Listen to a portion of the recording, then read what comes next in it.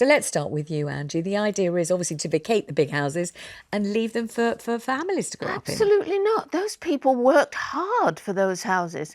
And just if the government can't manage to take care of the young, it's their problem, not the people who've worked very hard for what they've got.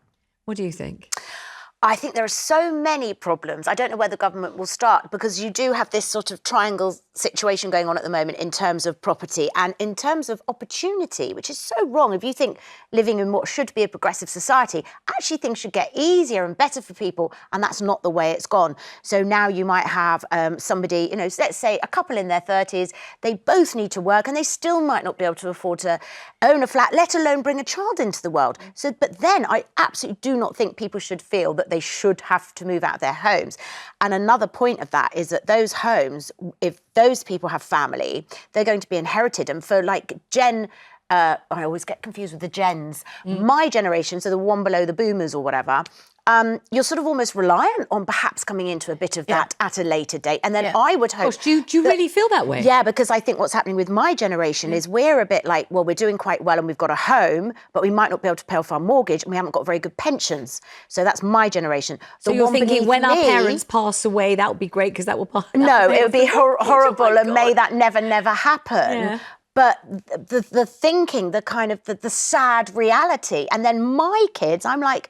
Well, then how will I achieve being able to leave them something when they might be living with me for a great deal of their adulthood once they've finished university and that, coming back. Now, that's nice in one way, but not for them. But how are they supposed to get on the housing ladder? But you're doing it because you're going to give them your house. I'm not going to move. I mean, what I'm saying is that generation will probably have to live with their parents for a long time. I have this situation with a friend at the moment. Her daughter is in her late 20s, got an excellent job, and she's still living with her mum because she's trying to save a deposit. But a deposit, you need what? In London, £50,000, yes, £60,000. I was going to say £40,000, yeah, and how on earth do you save that? Actually save that. Absolutely. And then it's like, well, you can go without Netflix, it's all the tropes. It's like, what, just live a life of no pleasure, never going out, living with your parents, going to work and saving for something that's going to take 10 years. Yeah. Right, let's go to the phones. Anne's on the line in West Yorkshire. Hello, Anne. Great of you to call. What do you think about this? Oh, hello. Sorry, I was distracted. I was writing my shopping list for this afternoon while I was waiting. Don't you worry. On this housing issue, I've got a very nice little house. I live by myself. But if I sold it and bought a smaller place, I would be buying the only places that younger people could afford anyway. So surely it's going to be defeating the object. That's a valid point, actually. Do you ever feel like downsizing, or are you very comfortable and happy where you are? Oh, no. I mean, I love my house. It's absolutely great.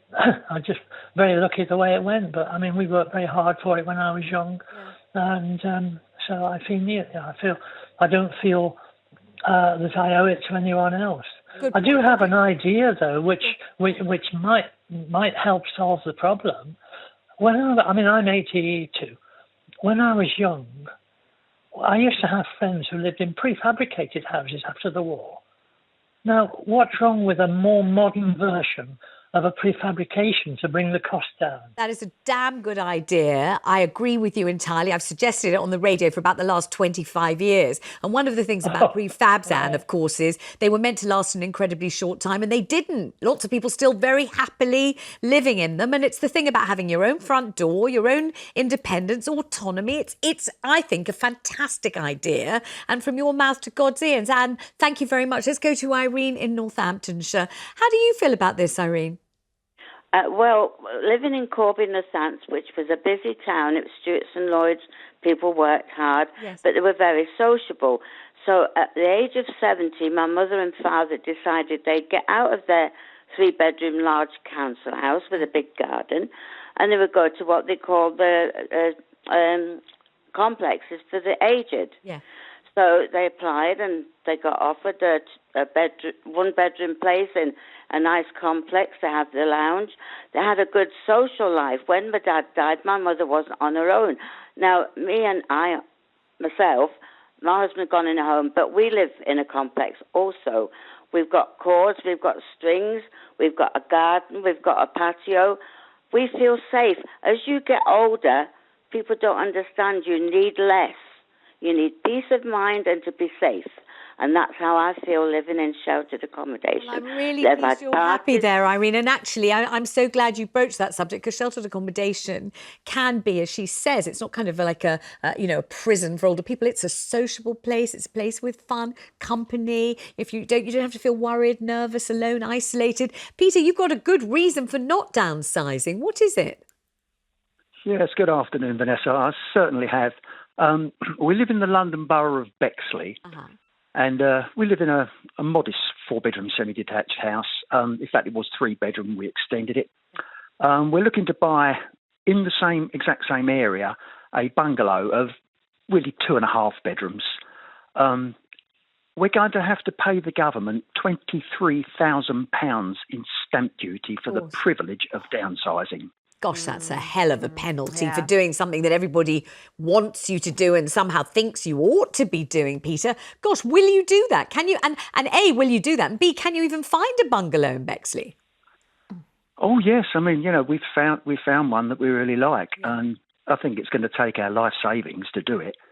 But, I think there's a good reason why a lot of people, certainly in the London boroughs, won't downsize, because they just can't afford to pay this ridiculous amount of stamp duty the government. Absolutely. Let me bring Jemma in. It seems, that the government should be inducing older people to do it, not persuading them not to do it. Yeah, it's incredibly punitive. It is. And everything seems prohibitive at the moment, doesn't it? Everything. The cost of anything. So you end up with this kind of stagnation. Yes. And this sort of, lack of movement. But let me just bring Peter. But is Peter still there? Peter, I just want to ask you.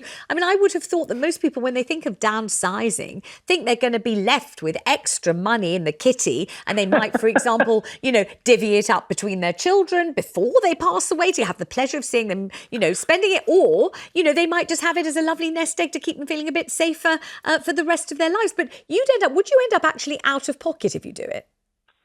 Oh, certainly. We're never mind, estate agents' fees, surveyors' fees, moving fees. Yes, we will end up. So therefore, will you bother doing it? Why don't you just stay where you are and keep the money? I don't get it. Yep. Well, to be honest, we're getting older, and the stairs are a struggle, and so we don't need this large place. The garden's too large. That's hard to look after. Right. So, we always hope to eventually move to a smaller place in a bungalow. So you're going to bite the bullet, pay the penalty, and do what everybody tells you ought to be doing. Well, thank you so much for ringing and telling us about it. Let's talk to Amber in East Sussex. Amber, you're 75. You've already done the downsizing. How's it been for you? Oh, good afternoon, Vanessa. Hi. Yes, I moved into my new place at the end of March, last month.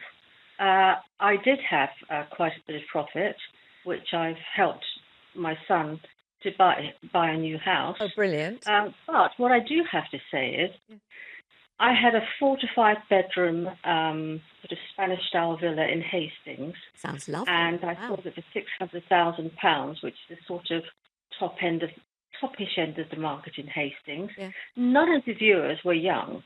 They were all middle-aged or older. And in fact, I sold to a couple in their 60s with an elderly son. So my house didn't attract or help young people at all, because I think a lot, I'm 75, you're sort of built up to the top house. Young people aren't going to be able to afford it. In Hastings, they'd be looking at properties at sort of 400,000, which in fact is what I've moved into, a smaller house. Tell me something, was it easy for you to find a property to downsize into that you actually liked and served your needs? Absolutely, it was. I've moved. In fact, the Spanish house that I was in was a new build in 1985, 1986 when we moved in, and now I've moved into a new build. I was fairly sort of isolated, only a few neighbours. I've always liked to be fairly private, but now that I lost my husband 2 years ago, which also made me decide to move and downsize, and I've moved into a sort of a new build estate so that I'm not sort of on my own, so I don't feel too vulnerable. And are you enjoying it there? Not yet, because I've broken my wrist and I'm surrounded by boxes. Oh, for heaven's Eventually sake. I'll get there. Gosh, Amber, I wish you well. I wish you well. I hope you settle in and you really do come to enjoy it. Thank you so much for ringing. Let's talk to Diane in Northumberland. Diane, how do you feel about this kind of pressure, almost moral pressure, that you should get out of a big house and vacate it for younger families? How do you feel about that? I don't think anybody should have the right to tell me and my husband, who's spent 25 years buying this house, that we should move out. Right. I'm on my own now, and I'm quite happy.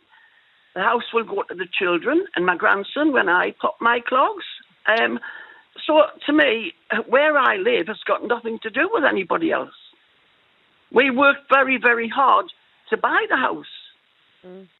I wonder whether Angie feels exactly the same. Absolutely.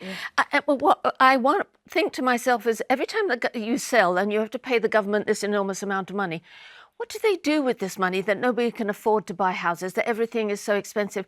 They don't ask us anymore what to spend our money on. They just spend it like it's theirs, and it's not. And that's why people can't afford to buy houses, because the government are not spending on us and our services. They're spending it on the wrong things. Well, they're spending it, but Angela Rayner, the Deputy Prime Minister, is charged with building 1.5 million houses, Gemma, over the next 5 years. Yeah. And almost every expert that you discuss this with, whether they're construction bosses, whether they are actual engineers, builders, whether they're local council planners, they say that this target is impossible. And the thing is, it shouldn't be impossible. It should be absolutely imperative, not impossible, shouldn't it? Well, and there's been so many issues over the years. I mean, starting with when obviously Thatcher, which was seen as a good thing at the time, allowed people to buy their council houses, but very importantly, didn't replace them with more affordable social housing. And that's never been replaced with any sort of flavour of government since. Specifically, it was prohibited, it was forbidden to replace the right to buy homes that you sold with another one. You weren't allowed to, which I've never understood. Silly, yeah. Let's go to Christine on the line in Belfast. She's outraged. Hello, Christine. Hi. And what makes you so angry about this idea?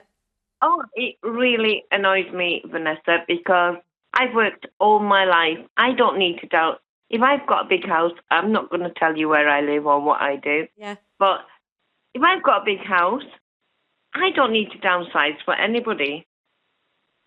Like, why? Why should I do that? You shouldn't, Christine. Well, let's see. No. I mean, Gemma, do you think that it's right to have at least a feeling about other people's... No, I really think for people like Christine, like your home is your castle, right? That's the classic thing of us Brits. And there's so much emotion tied up in your home. It represents indeed your work, your life, your memories, your family. So I don't think it should fall on that generation to be making this work. It is up to sort out planning, permission. People need to give up the green belt. People need to stop being NIMBYs, though, at the same time. You can't stay in your house and then say, but I don't want anything built over there. That's what everyone does say, exactly. Isn't it? I love more homes to be built, but not there. To build more homes that people can afford, and that is that. Let's go to Vicky. She's on the line in Lancashire. Vicky, you don't feel that you'd want to move in your 60s? No, absolutely not. Well, that's how I feel at the moment. Nobody should be made to move out their own home. It should be personal choice. But, when I've worked so hard and my husband's worked so hard all our working life to get a deposit together, to get on the housing ladder, it wasn't easy. We started in a terrace house, then we sold that, we rented, until our new build we found a new build that we were happy with, that we wanted to move into. And to be honest, the house that we've got now is at the higher end of the property ladder anyway. So young people aren't going to afford this. Yeah. I mean, the young people are stuffed. In Lancashire, young people are going to afford £400,000-500,000 for a house in 20 years' time. I mean, they've jumped up to by 100,000 anyway in the last 5 years. And the trouble is, they're about 400,000 now. These are selling for. Yeah, so it won't be a young family that can afford to buy it anyway, unless they get incredibly lucky, says Vicky. And and the trouble is, the price of houses has gone like that. Wages have gone like that. And then rent is absolutely astronomical. So we haven't solved anything because none of us think anybody should have to move out of their house. But I feel so sorry for the younger generation. Yes, me too. It's so tough. And that's who the government need to be planning for and thinking about. They don't plan for anybody or anything other than themselves. The thing that I feel is, though, people do make you feel guilty. Right. What you on your own, rattling around in that place, you know, isn't it too big for you? But Don't you who's think the about people that make you feel guilty? Just, there's a kind of feeling that, you know, you ought to be, you kind of should inhabit less of the world the older you get. You know, you should take up less space. You should occupy fewer rooms. You shouldn't spread out. You should sort of just kind of fold inwards and let what, you know, young people come and inherit the earth. The problem is, as all our callers quite rightly say, they can't afford it anyway. I'd like a massive mansion as an old people's home with all my pals and make it a big party palace. There you go. sounds I'm like moving in. Yeah, we can have chandeliers. I'll take a bit. You've got to be dressed. I love the way you're fabulous. focusing on chandeliers. It's the least of your problems.